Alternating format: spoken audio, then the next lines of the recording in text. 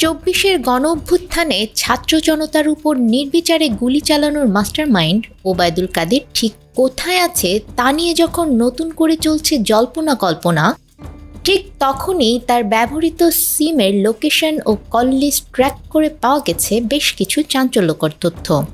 ক্ষমতায় থাকাকালীন বিলাসী ও শৌখিনে নেতার সঙ্গে বিভিন্ন নায়িকা ও মডেলের ছবি সামাজিক যোগাযোগ মাধ্যমে ভাইরাল হওয়া ছিল নিয়মিত ঘটনা।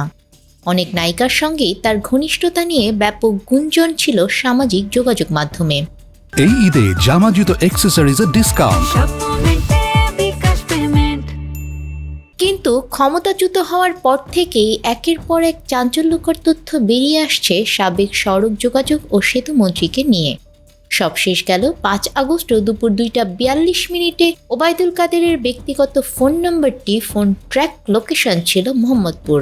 এবার সামাজিক যোগাযোগ মাধ্যম ফেসবুকে প্রকাশিত হলো তার একটি কল লিস্ট। ওই কল লিস্ট অনুযায়ী ৫ আগস্টের আগে পরে ২ মাসে অসংখ্য নম্বরে কথা বলেছেন, যেখানে অনেক নায়িকা ও মডেল অভিনেত্রীদের সাথে যোগাযোগ রাখার বিষয়টি উঠে এসেছে। ওবায়দুল কাদেরের ৫ আগস্ট সহ আগের এবং পরবর্তী সময়ের কল লিস্টের সিডিআর কপির আংশিক প্রকাশ করে সাংবাদিক জাওয়ার নির্ঝর। তবে এই সিডিআর কপি বের করেছেন সাংবাদিক মনোয়ার আলম নির্ঝর। জাওয়ার নির্ঝর ফেসবুকে এক পোস্টে এসব তথ্য জানিয়েছেন। তিনি ওবায়দুল কাদের কল লিস্টের সিডিআর কপির আংশিক প্রকাশ করে লিখেছেন, এত নম্বর যাচাই বাছাই করতে সময় লাগছে। নম্বরগুলো ট্রু কলার সহ বিভিন্ন মাধ্যমে যাচাই বাছাই করা হচ্ছে। তিনি আরও লেখেন, ওবায়দুল কাদেরের কল লিস্ট পর্যালোচনা করে দেখলাম ফোনে সে কম কথা বলতো, কিন্তু তার ফোন লিস্টে নায়িকা মডেল অভিনেত্রীদের নম্বর কেন? তাদেরকেও কি রাজনীতি শেখাতেন ওবায়দুল কাদের? এর আগে দেশের বিভিন্ন লোকেশনে ওবায়দুল কাদের আছেন বলে সামাজিক যোগাযোগ মাধ্যমে একাধিকবার খবর ছড়িয়ে পড়ে। কোথাও কোথাও আইন শৃঙ্খলা বাহিনী অভিযানও চালিয়েছে, তবে কোথাও মেলেনি তার খোঁজ।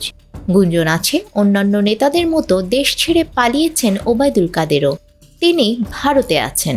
তবে সম্প্রতি সামাজিক যোগাযোগ মাধ্যমে ওবায়দুল কাদেরের ব্যবহৃত সিমের লোকেশন ও কল লিস্ট ভাইরাল হয়েছে। তবে এই কল লিস্টের সত্যতা নিশ্চিত হওয়া যায়নি। ওই তথ্য অনুযায়ী রাজধানীর মোহাম্মদপুরের স্যার সৈয়দ রোড ৪৭-২/৬-এ সর্বশেষ অবস্থান পাওয়া যায় ওবায়দুল কাদেরের। ওই তালিকায় দেখা গেছে ওবায়দুল কাদের মোবাইল ফোনে খুব কম কথা বলতেন। দলীয় কার্যালয়, নিজের বাসা ছাড়া খুব বেশি স্থানে তার কল লোকেশন পাওয়া যায়নি। নিউজ ডেস্ক, আমাদের সময়।